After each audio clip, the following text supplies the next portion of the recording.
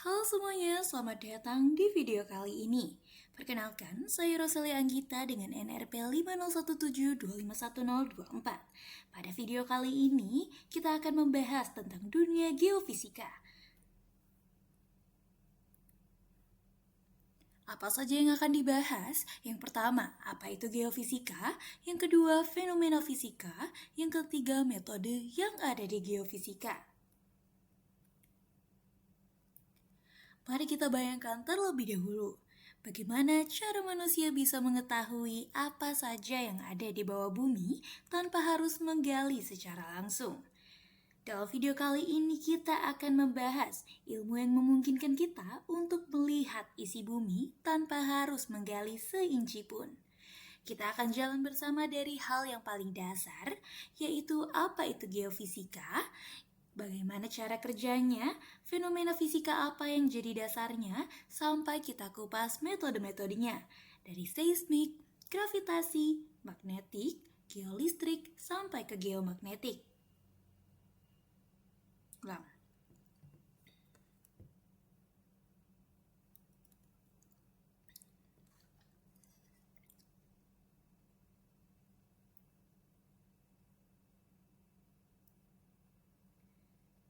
Halo semuanya, perkenalkan. Halo semuanya, selamat datang di video kali ini. Perkenalkan, saya Roseli Anggita dengan NRP 50172511024 dari Departemen Teknik Geofisika. Pada video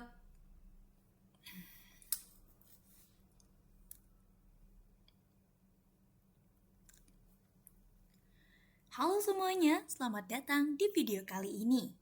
Perkenalkan, saya Roseli Anggita dengan NRP 50172511024 dari Departemen Teknik Geofisika.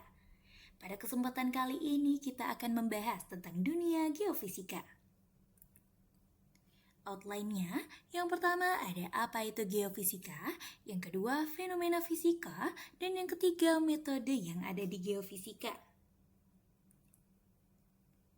Sedikit kita bayangkan, bagaimana cara manusia bisa mengetahui apa saja yang ada di bawah bumi tanpa harus menggali secara langsung. Dengan ilmu geofisika, kita dimungkinkan untuk melihat isi bumi tanpa harus menggali seinci pun.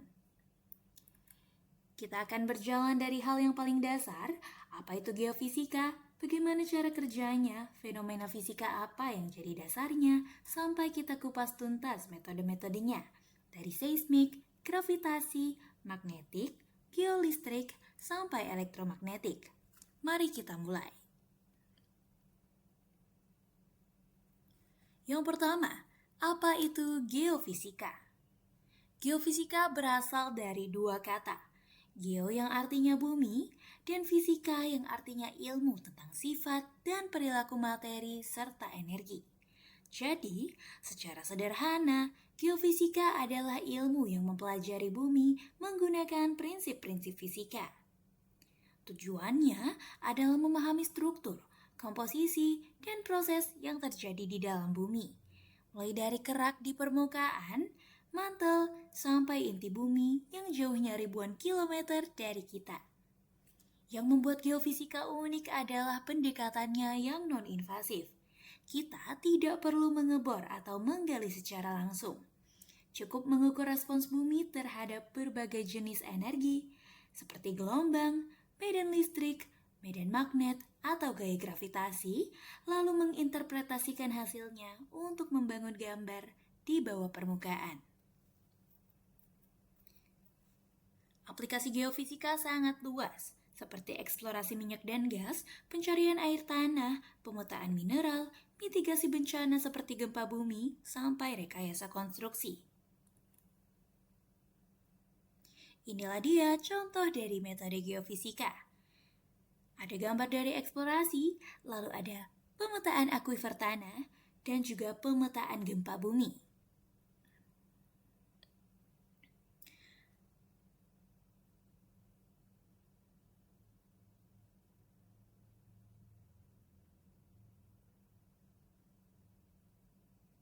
Selanjutnya, bagaimana alur dari metode geofisika? Nah, Kalau geofisika adalah ilmunya, maka metode fisika atau metode geofisika adalah cara atau teknik yang kita gunakan untuk melakukan pengukuran dan eksplorasi di bawah permukaan. Setiap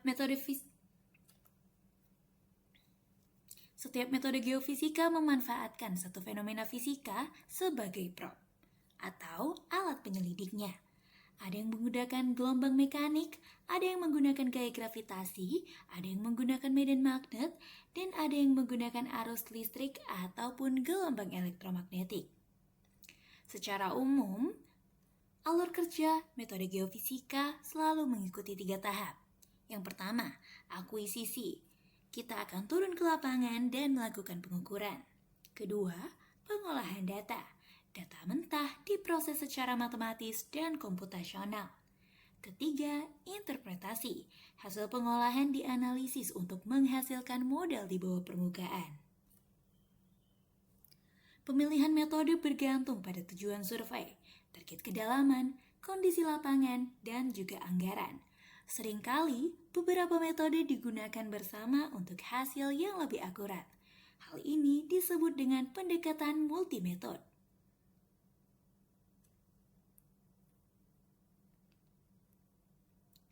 Selanjutnya, kita bahas mengenai fenomena fisika. Sebelum masuk ke masing-masing metode, sangat penting untuk kita paham bahwa setiap metode geofisika berdiri di atas satu atau lebih fenomena fisika yang sudah kita kenal. Dari sinilah fisika dasar bertemu dengan aplikasi nyata. Ada 5 fenomena utama yang jadi fondasi metode geofisika. Pertama, perambatan gelombang mekanik yang menjadi dasar dari metode seismik.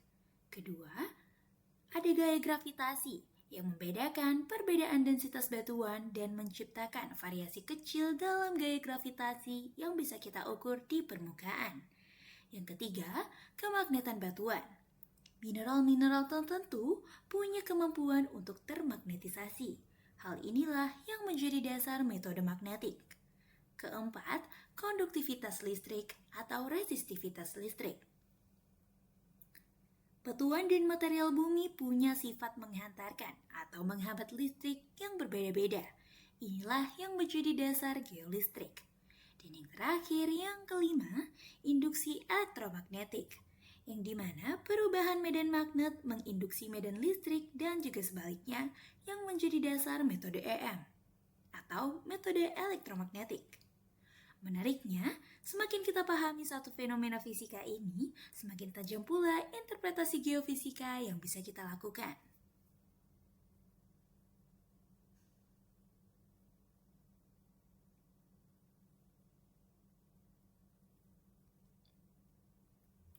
Metode pertama yang akan kita bahas adalah metode seismik. Dan ini adalah metode yang paling banyak digunakan di industri eksplorasi, terutama minyak dan gas. Dalam prinsip fisikanya, ada perambatan gelombang elastik atau gelombang mekanik di dalam bumi. Saat kita memberikan gangguan di permukaan, bisa berupa ledakan, pukulan palu, atau getaran dari vibroseis yang akan merambat ke bawah, dan ketika bertemu dengan batas lapisan batuan yang memiliki impedansi akustik berbeda, gelombang itu akan dipantulkan kembali ke atas dan sebagiannya dibiaskan. Nah, hukum yang berlaku sama persis dengan optik, yaitu hukum Snell yang berlaku pada seismic method. Bedanya, yang berperan bukan indeks bias cahaya, tetapi impedansi akustik batuan.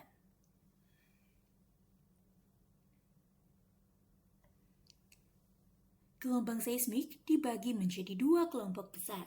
Pertama, gelombang badan atau body waves yang merambat menembus volume bumi. Di sini ada gelombang P atau gelombang primer yang merupakan gelombang kompresi. Partikelnya bergerak searah perambatan gelombang, mirip dengan gelombang suara. Kecepatan gelombang P di batuan bisa 2-8 km per detik. Ada juga gelombang S ataupun gelombang sekunder. Ini adalah gelombang geser. Partikel bergerak tegak lurus arah perambatan. Penting bahwa gelombang S tidak dapat merambat di cairan atau fluida. Makanya, Ini menjadi penanda zona berair atau minyak.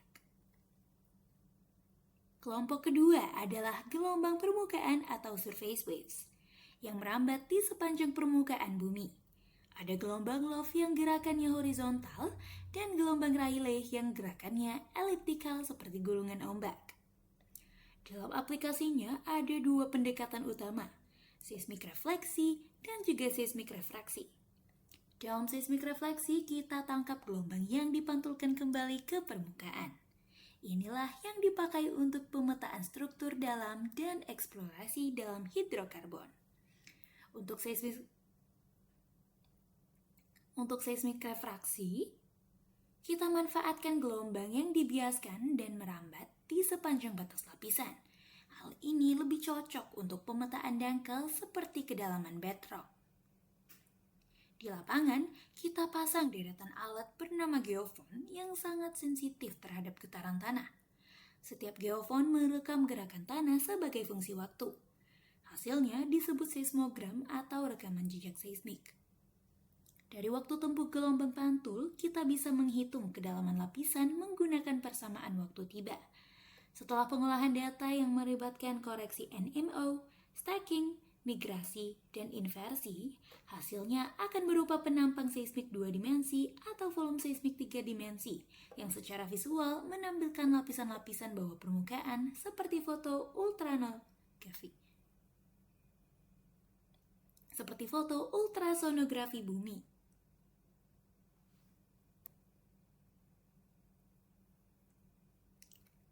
Selanjutnya, metode gravitasi. Dalam metode berikutnya kita akan membahas dua metode yang sering kali dipasangkan, yaitu metode gravitasi dan juga metode magnetik. Yang pertama, metode gravitasi bekerja menggunakan hukum gravitasi universal Newton. Setiap massa di bumi menghasilkan medan gravitasi dan nilai gravitasi di suatu titik permukaan dipengaruhi oleh densitas batuan yang berada di bawahnya. Batuan yang lebih padat, seperti batuan beku atau intrusi mineral berat, akan menghasilkan nilai gravitasi yang lebih tinggi dibanding batuan sedimen yang lebih ringan. Perbedaan ini yang disebut dengan anomali gravitasi, yang dapat kita ukur di permukaan. Alat ukur untuk metode gravitasi dinamakan dengan gravimeter. Perangkat yang sangat presisi dan bisa mendeteksi perbedaan gravitasi hingga 1/1 juta dari nilai normalnya. Data mentahnya harus dikoreksi terlebih dahulu. Ada koreksi pasang surut, free air correction, koreksi bugar karena massa batuan di antara titik dan datum, koreksi bugar karena massa batuan di antara titik ukur dan datum, dan juga koreksi tereng. Setelah koreksi, hasilnya berupa peta anomali bugar yang menggambarkan distribusi densitas batuan di bawah permukaan. Selanjutnya, metode magnetik. Metode ini memanfaatkan sifat magnetik batuan. Bumi sendiri bertindak sebagai magnet raksasa. Mineral-mineral tertentu, terutama yang mengandung besi seperti magnetit dan ilmenit, memiliki sifat yang disebut suseptibilitas magnetik, kemampuan untuk termagnetisasi oleh medan magnet bumi. Semakin tinggi suseptibilitasnya, semakin kuat pula anomali magnetik yang dihasilkan. Alat dari metode ini adalah magnetometer, yang dapat dipasang di darat untuk survei lokal atau dipasang di pesawat untuk survei udara atau aeromagnetik yang mencakup area yang sangat luas. Hasilnya dapat berupa peta anomali magnetik total yang bisa mengidentifikasi keberadaan batuan beku, zona patahan, atau endapan mineral. Metode ini sangat cepat dan efisien untuk pemetaan regional. Selanjutnya, metode geolistrik. Sekarang, kita masuk ke metode yang paling hands-on, yaitu geolistrik.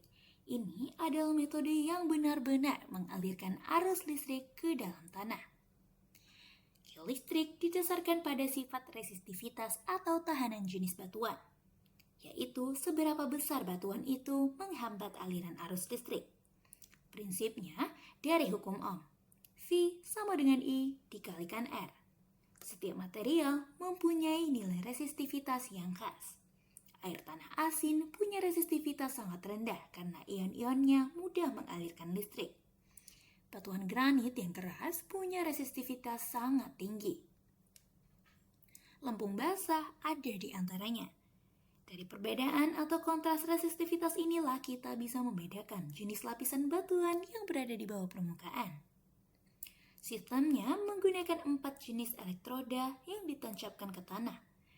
2 elektroda arus yang biasa disebut dengan A dan B yang menginjeksikan arus DC ke dalam tanah, dan 2 elektroda potensial yang disebut dengan M dan N yang mengukur beda potensial yang dihasilkan. Dari nilai arus dan beda potensial itu, kita dapat menghitung nilai resistivitas semu menggunakan faktor geometri yang bergantung pada konfigurasi elektroda. Ada beberapa konfigurasi yang umum, seperti contohnya konfigurasi Wiener. Keempat elektroda berjarak sama rata, sensitif terhadap perubahan vertikal, dan cocok untuk sounding. Selanjutnya, ada konfigurasi Schlumberger, di mana 2 elektroda potensial dekat ke tengah. Elektroda arus yang bergerak menjauh, lebih efisien untuk sounding vertikal dalam. Yang terakhir, selanjutnya konfigurasi dipol-dipol. Pasangan elektroda arus dan potensial masing-masing dipisahkan, sensitif terhadap variasi lateral dan sering digunakan untuk tomografi resistivitas. Yang terakhir, konfigurasi pol-dipol. Satu elektroda arus ditempatkan sangat jauh, memberikan resolusi lateral yang baik. Kalau kita lakukan pengukuran di satu titik dengan rentang jarak elektroda yang terus diperlebar, hasilnya adalah kurva sounding satu dimensi yang menggambarkan variasi resistivitas terhadap kedalaman. Kalau pengukuran dilakukan sepanjang lintasan, hasilnya adalah penampang resistivitas 2 dimensi yang dalam prosesnya melibatkan inversi data atau yang biasa disebut dengan ERT, Electrical Resistivity Tomography. Aplikasinya sangat luas, deteksi air tanah, pemetaan kontaminasi, investigasi geoteknik, sampai arkeologi.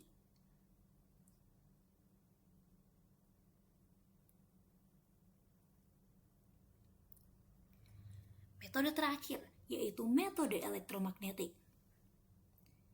Metode ini mungkin adalah metode yang paling kompleks secara teori, tetapi juga salah satu yang paling fleksibel dalam aplikasi.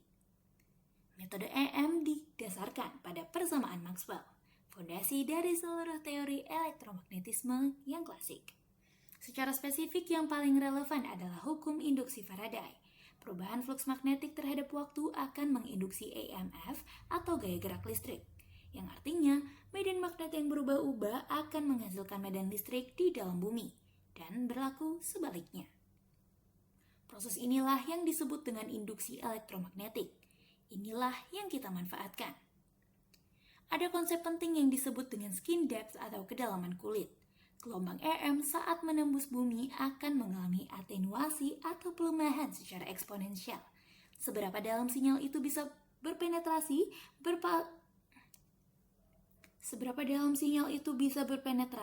bergantung pada frekuensinya dan resistivitas medium. Makin tinggi frekuensi, makin dangkal pola penetrasinya. Makin rendah frekuensi, maka makin dalam pola penetrasinya. Ini memungkinkan kita untuk mengatur target kedalaman yang cukup dengan mengubah frekuensi sinyal. Ada beberapa jenis metode EM, TDEM atau Time Domain EM, yang dimana kita kirimkan pulsa arus sesaat ke dalam loop kabel, lalu kita ukur bagaimana medan magnet meluru terhadap waktu setelah arus dimatikan. Waktu luru itulah yang bergantung pada konduktivitas di bawah permukaan. Selanjutnya, frekuensi domain EM. Kita gunakan sinyal sinusoidal berkelanjutan pada satu atau beberapa frekuensi, dan ukur rasio antara medan primer dan sekunder. Selanjutnya, metode MT atau magnetotelurik.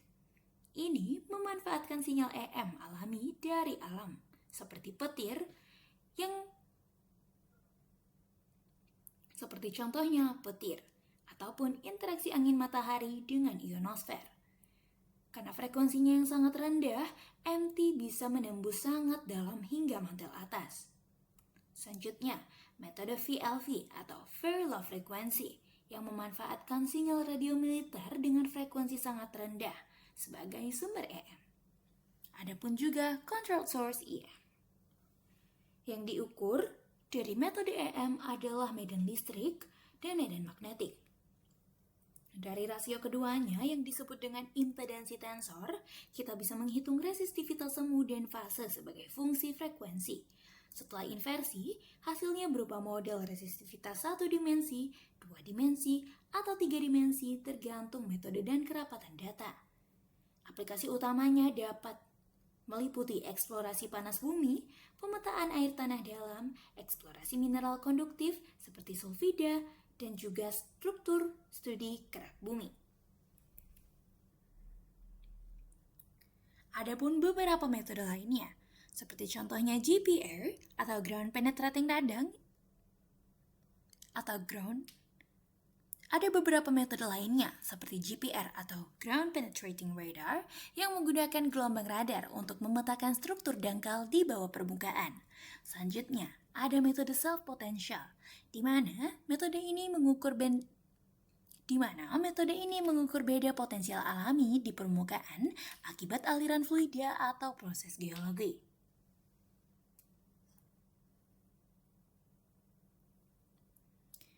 Baik, itulah dia.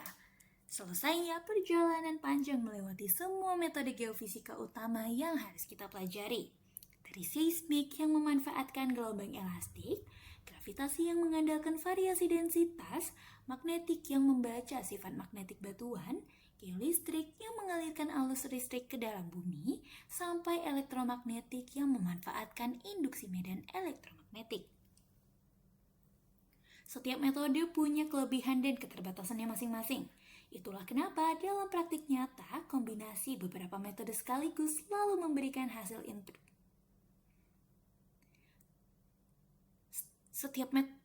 Setiap metode punya kelebihan dan keterbatasannya masing-masing.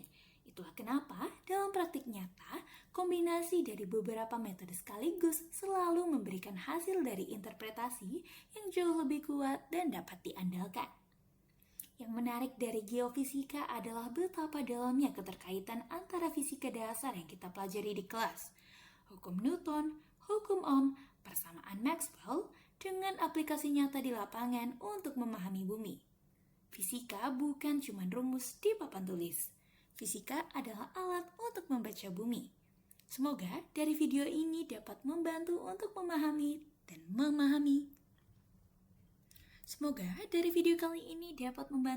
memahami gambaran besar dari metode geofisika. Terima kasih telah mendengarkan. Wassalamualaikum. Terima kasih telah mendengarkan. Sampai jumpa di video selanjutnya.